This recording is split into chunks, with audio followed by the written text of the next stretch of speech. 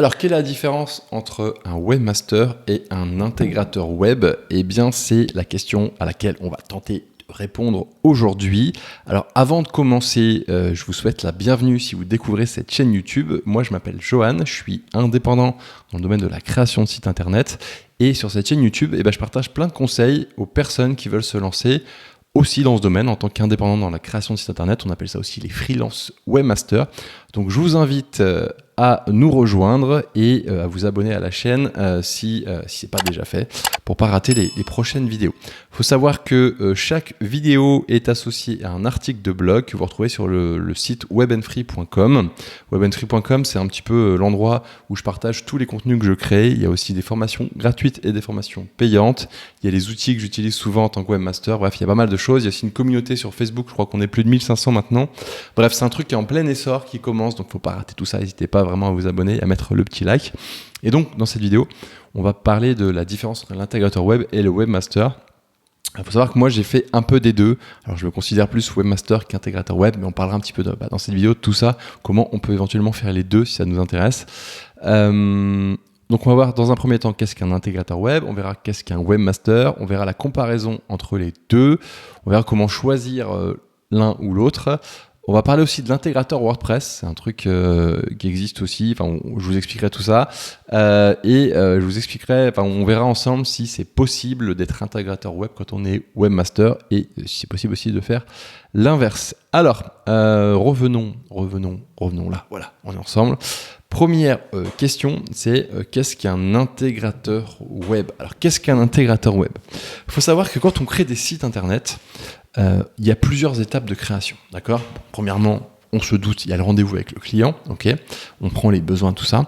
Derrière, on va faire ce qu'on appelle des zonings ou des mock-ups, donc ça va être des espèces de plans du site qui sont pas jolis, ils sont pas là pour être jolis, c'est juste pour montrer ce qu'on va mettre sur le site, c'est pour valider les éléments qu'on va mettre sur le site et le valider avec le client. Et à la suite de ça, on peut, si on le souhaite, passer par une étape graphique qui va être faite par un graphiste ou un designer ou on appelle ça des UX et tout ça, qui lui va faire une maquette graphique. Généralement, les maquettes aujourd'hui, on les fait sur deux outils. Il va y avoir Adobe XD et Figma, d'accord? La plupart des professionnels aujourd'hui le font là-dessus. Il y a longtemps, c'était sur Photoshop et tout ça. Ça, c'était il y a bien longtemps.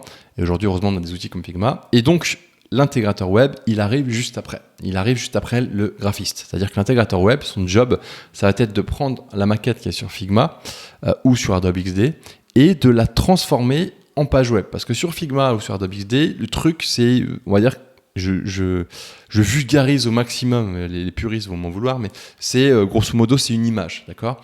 Et en fait sur le web, nous on peut pas surfer sur une image, ça serait horrible en fait. Donc en fait on a du code derrière, on a du code HTML et donc l'intégrateur lui il transforme l'image en code HTML. Je la fais simple, ok? Et donc ça c'est le métier d'intégrateur web. Alors pendant très longtemps, l'intégrateur web donc il faisait directement l'intégration de l'image au code HTML et puis après en fonction des agences, en fonction des endroits où on travaille, il y en a certains aussi qui vont intégrer directement dans des CMS, que ce soit WordPress, PrestaShop, Magento, tout ça, on peut intégrer directement. Mais généralement, ça se fait en deux étapes. Il y a d'abord l'intégration d'HTML, puis ensuite l'intégration dans un CMS, d'accord? Et de l'autre côté, donc du coup, qu'est-ce qu'un webmaster? Eh ben, un webmaster, lui, il va faire plus de choses en fait. Il va, ce qu'on appelle être plus polyvalent, lui, il va intervenir vraiment sur tous les axes du truc. Est-ce qu'il va le faire aussi profondément qu'un intégrateur web peut faire le code HTML? Non, pas forcément. Le webmaster, lui, il va faire de la gestion de projet, il va devoir aller voir des clients, comprendre ce qu'ils veulent, faire la traduction, éventuellement créer les zonings, du coup les mock-ups, là, ce que je vous disais, l'espèce de plan de site au départ. Ensuite, il va pouvoir, s'il a une âme de graphiste, faire une maquette par exemple sur Figma. S'il l'a pas, il peut directement intégrer ça dans un outil, il peut directement faire un site en s'inspirant, en ayant posé les bonnes questions à un client. On fera une vidéo plus tard, donc n'hésitez pas à vous abonner. Je vous dirai comment on peut faire des sites qui sont pas mal quand on n'est pas graphiste, d'accord? Et du coup, il va créer potentiellement le site ou faire une maquette sur Figma. Ensuite, il va l'intégrer. S'il a déjà créé le site directement, il va l'intégrer, mais ensuite, il va intégrer la maquette avec Elementor, par exemple, ou avec d'autres outils. Et puis après, il va compléter les contenus, il va livrer le site au client, il va éventuellement former le client. On parlera aussi, je ferai une vidéo, c'est prévu, sur la formation du client, qu'est-ce qu'on doit faire, comment on doit former le client. Donc n'hésitez pas non plus à vous abonner si ça vous intéresse. Le mec, il fait des appels à l'action tout le temps, quoi. Et du coup, son job au Webmaster est beaucoup plus large, il fait beaucoup plus de choses.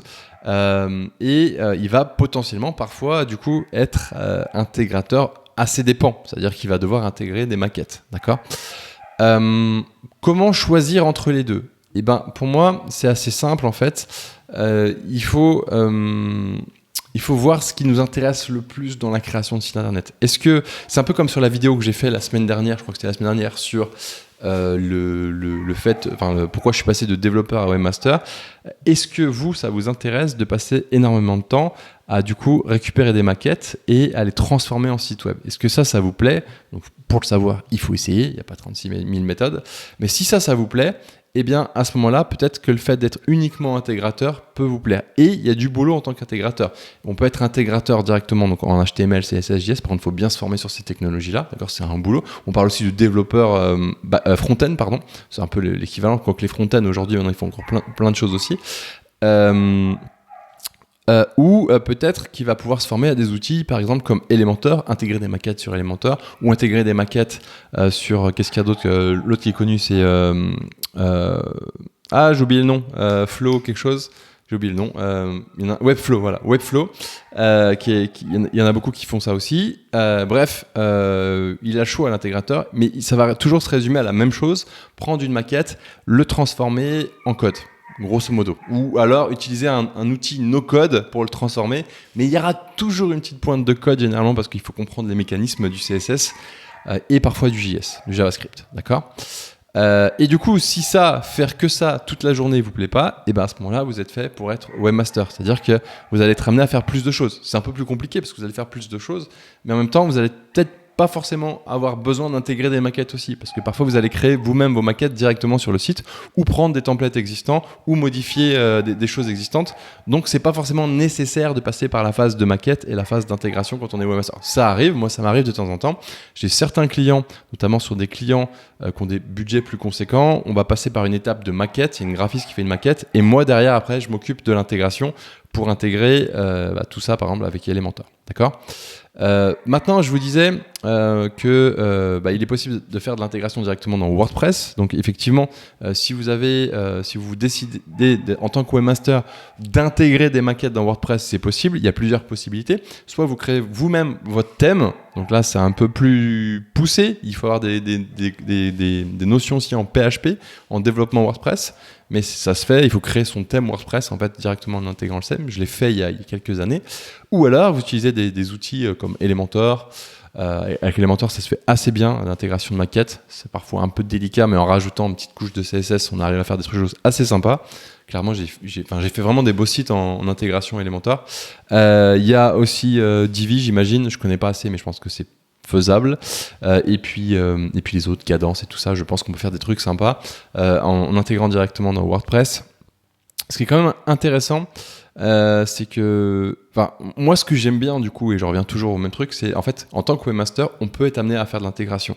Et encore une fois, il y a cette idée de diversité. En tant que webmaster, on peut être amené à aller apprendre des nouvelles compétences qui vont nous permettre de développer le fait d'intégrer, mais aussi en même temps de ne pas devoir le faire tout le temps. Parce que moi, je fais partie des gens qui se lassent quand je fais tout le temps le même job. Et du coup, là, ça me permet de choisir si je vais intégrer ou pas en fonction du projet, etc. Ça crée de la diversité et ça, c'est intéressant. Et ce qui est encore plus intéressant, il y a le chien du voisin, je vais le tuer, je crois. Je ne sais pas si vous l'entendez, j'espère pas, parce que le micro, normalement, il coupe. Ce qui est intéressant, c'est qu'aujourd'hui, c'est de plus en plus facile, en fait, d'intégrer des maquettes. Parce que quand on prend des outils comme Figma, je connais un peu moins Adobe XD, mais Figma, quand on prend une maquette sur Figma, en fait, on a déjà il nous donne des petits bouts de code ou les codes hexadécimales des couleurs, ou les polices à utiliser. On peut exporter super facilement les images, les SVG, les trucs, et ça simplifie énormément la vie de l'intégrateur et du coup du webmaster qui intègre aussi. Et ça, c'est un truc, c'est vraiment génial. Et puis aussi, avec les outils de conception qu'on a, comme par exemple Elementor, moi je suis un fan d'Elementor, eh bien on peut arriver à faire des trucs qui sont vraiment bien. Et donc aujourd'hui, en tant que webmaster, moi je vous recommande de vous pencher un peu là-dessus, de vous rapprocher par exemple de graphistes qui eux font des maquettes et qui ont besoin des fois de les inclure avec Elementor, et eux qui savent pas vraiment le faire parce que c'est pas trop leur truc le code. En fait aujourd'hui on peut le faire avec Elementor sans trop coder. Et ça peut être aussi du coup un point d'entrée de business, un point d'entrée de clients dans votre business qui peut être intéressant. Si vous aimez faire ça, encore une fois, il faut tester, il faut prendre des maquettes. Un truc tout simple, vous prenez un site que vous aimez bien. Alors évitez le site d'Apple tout de suite parce qu'il est un peu compliqué. Mais un site que vous aimez bien, je sais pas, d'un concurrent ou je sais pas trop quoi. Et vous essayez de le faire vous-même en fait, par exemple sous Elementor. En allant voir le code source, vous inspectez l'élément du code source, donc de la page existante, vous regardez comment ils ont fait et vous refaites la même chose sur Elementor. Vous essayez de refaire la même chose en positionnant des containers, en rajoutant un peu de CSS, en mettant des bordures, des paddings, des margines, tout ça, les couleurs. Et vous regardez, et si vous aimez faire ça, potentiellement ça pourrait être intéressant pour vous de proposer ça dans vos prestations. C'est un bon moyen de rajouter quelques centaines, voire milliers, genre 1000 euros dans votre prestation, de rajouter une étape en fait vraiment de personnalisation pour le client, à savoir passer par une maquette graphique et ensuite à passer par l'intégration. Ça rajoute forcément du travail et du coup ça fait grossir les tarifs pour une prestation d'une meilleure qualité au final. Ça coûte plus cher mais il y a une meilleure qualité, on a un truc super personnalisé et du coup agréable pour le client parce qu'il a vraiment un truc qui est sur mesure pour lui. Voilà, écoutez, j'espère que cette petite vidéo vous a plu, qu'elle a répondu, j'espère surtout le but, à votre question que vous aviez peut-être entre quelle est la différence entre intégrateur et webmaster. Je vous rappelle, si vous avez aimé cette vidéo d'ailleurs, n'hésitez pas à mettre un petit like et vous abonner, ça fait plaisir, ça chatouille l'algorithme de YouTube et ça contribue à développer cette chaîne YouTube qui grossit petit à petit, on dirait pas comme ça, mais ça grossit. Et voilà, et puis sur ce, si vous avez besoin, vous pouvez aller voir l'article de blog qui est associé, qui est ici sur le blog Web & Free. Il y a aussi des formations, si vous voulez aller plus loin, formation de découverte sur le métier de webmaster, formation pour apprendre à calculer son TGM, donc ça c'est gratuit. La formation de devenir freelance webmaster qui est elle un peu plus poussée, qui permet de vraiment comprendre les bases du métier. La formation WordPress Maintenance Pro qui elle va vous permettre tout simplement d'apprendre à vendre de la maintenance et à l'exécuter. Voilà, je vous remercie pour votre attention, je vous souhaite une très belle fin de journée et je vous donne rendez-vous la semaine prochaine pour une prochaine vidéo. Ciao.